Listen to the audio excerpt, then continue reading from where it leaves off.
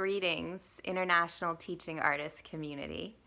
And hello, Eric Booth, and thank you so much for all you do for arts engagement in this world. My name is Alexa Miller. I'm the founder of Arts Practica, which is a consultancy in medical education that assists physicians and healthcare teams in being more mindful in uncertainty and communicating about uncertainty better with each other and with their patients.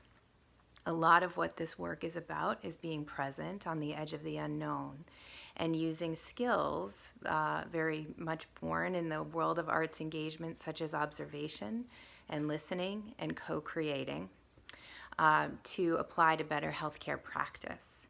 Got my start in this as a visual artist, really interested in health and resilience and the capacity of the human body to adapt. Project I was doing as a painter brought me into the space of medical libraries to research the human body and healing. And it was in that space that I uncovered I had a very deep personal passion for medicine and for healthcare quality improvement. When knowledge experts like doctors are limited in their seeing and in a space of not knowing, the way in which that is handled has a huge impact on the patient's outcomes. And so I've always been very inspired to help really smart people handle the unknown better and more present, and bringing in the approaches of artists who handle the unknown in ways that are very different, really bringing that into the medical space. I had a lucky break very early on.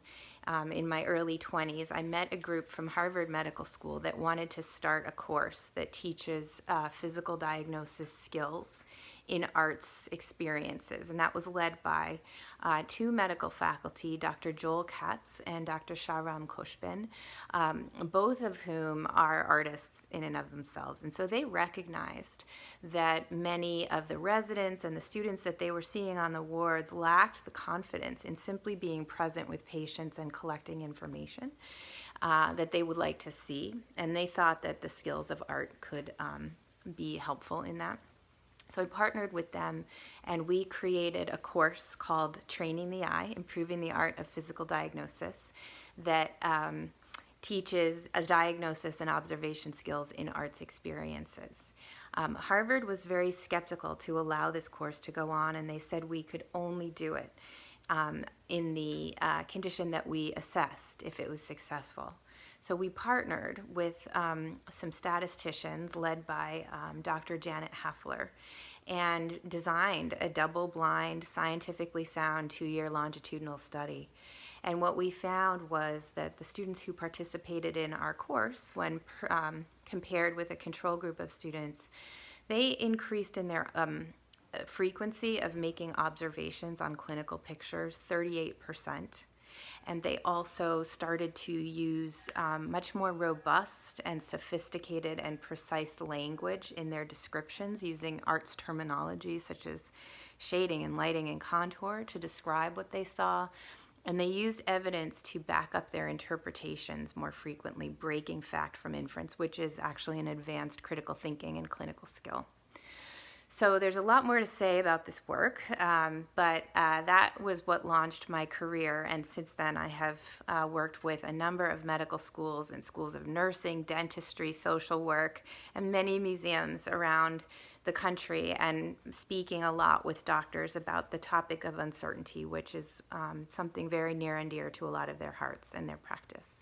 I have come to believe through this work that the arts experience is absolutely immeasurable. Yet sometimes their results, they're staring us in the face, and it's up to us to be really curious about what those might be. And the way to do that is in partnerships with researchers and with evaluators and with co-teachers across very different disciplines who will see things in ways different from us and have the skills to make those visible.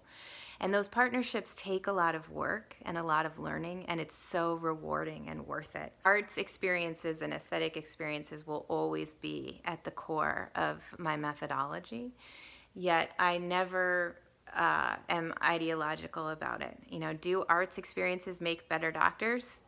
I don't know. There's a lot of research out there now and a lot of indications that it does.